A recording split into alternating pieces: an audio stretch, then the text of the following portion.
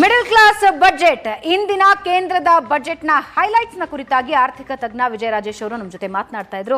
ವಿಜಯ ರಾಜೇಶ್ ಅವರೇ, ಇವತ್ತಿನ ಬಜೆಟ್ ಏನು ಅನ್ನಿಸ್ತಾ ಇದೆ? ಮೊದಲನೇ ಬಾರಿ ನಾವು ಏನು ಎಕ್ಸ್ಪೆಕ್ಟ್ ಮಾಡಿದ್ವೋ ಆ ರೀತಿ ಒಂದು ಬಜೆಟ್ ಬಂದಿದೆ ಅಂತ ನಾವು ಹೇಳ್ಬೋದು. ಯಾಕೆಂತಂದರೆ GST ಬಂದ ನಂತರ ಮುಂಚೆ ಇದ್ದಂಥ ಒಂದು ಎಕ್ಸೈಟ್ಮೆಂಟ್ಗಳು ಬಜೆಟಿಂದ ಹೊರಗಡೆ ಹೋಗಿದೆ. ಯಾಕೆಂತಂದರೆ ಮುಂಚೆ ಸೇಲ್ಸ್ ಟ್ಯಾಕ್ಸ್ ಎಲ್ಲ ಇದ್ದಾಗ ಭಾಳಷ್ಟು ಪದಾರ್ಥಗಳ ದರಗಳು ಮೇಲೆ ಕೆಳಗೆ ಆಗ್ತಾ ಇದ್ವು. ಅದೊಂದು ರೀತಿ ನಿರೀಕ್ಷೆಯಲ್ಲಿ ಇರ್ತಾ ಇತ್ತು. ಜಾಸ್ತಿ ಆದರೆ ಬೇಜಾರು, ಕಡಿಮೆ ಆದರೆ ಖುಷಿನಲ್ಲಿ, ಆ ಥರದ್ದು ಭಾಳಷ್ಟು ಚರ್ಚೆಗಳಾಗ್ತಾ ಇತ್ತು. GST ಬಂದ ನಂತರ ಏನಾಯಿತು, ಆ ಒಂದು ಇದನ್ನು ತೆಗೆದುಬಿಟ್ಟಿದ್ದಾರೆ ಬಜೆಟು.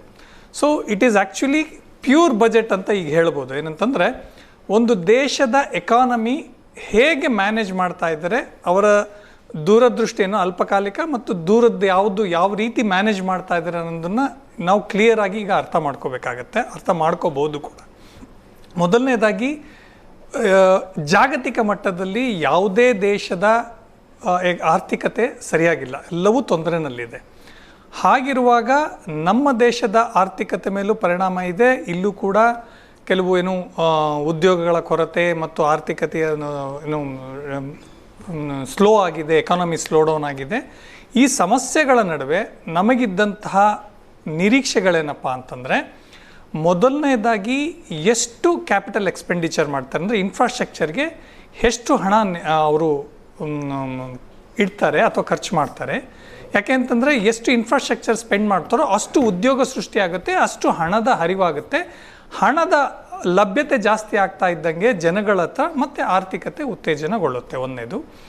ಎರಡನೇದಾಗಿ, ಬಹಳ ದಿನಗಳಿಂದ ನಮ್ಮ ಮಧ್ಯಮ ವರ್ಗದ ಕುಟುಂಬಕ್ಕೇನಪ್ಪ ಅಂತಂದರೆ ಬಹಳ ದೊಡ್ಡದಾದ ಕೊಡುಗೆ ಅನ್ನೋದು ಈ ಆದಾಯ ತೆರಿಗೆ ಇಲಾಖೆಯಲ್ಲಿ ಕಾಣ್ತಾ ಇಲ್ಲ. ಅದು ಸ್ವಲ್ಪ ಕೊಟ್ಕೊಂಡು ಬರ್ತಾಯಿದ್ರು.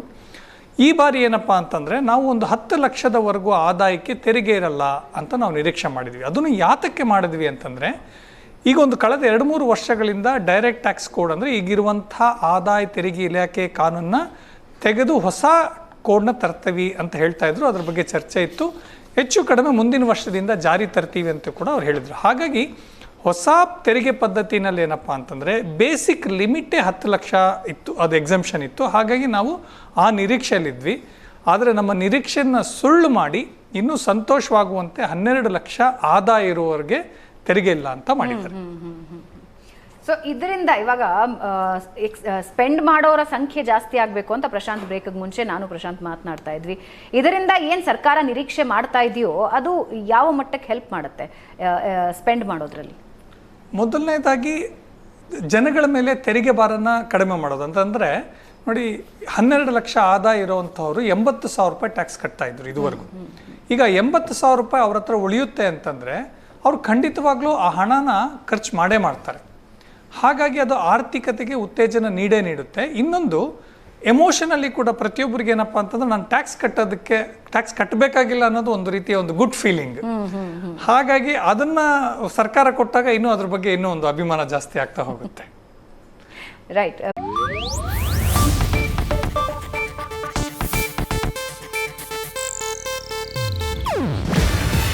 ಇದು ಏಷ್ಯಾನೆಟ್ ನ್ಯೂಸ್ ನೆಟ್ವರ್ಕ್ ಪ್ರಸ್ತುತಿ. ನೀವು ನೋಡ್ತಿದ್ದೀರಾ ಏಷ್ಯಾನೆಟ್ ಸುವರ್ಣ ನ್ಯೂಸ್.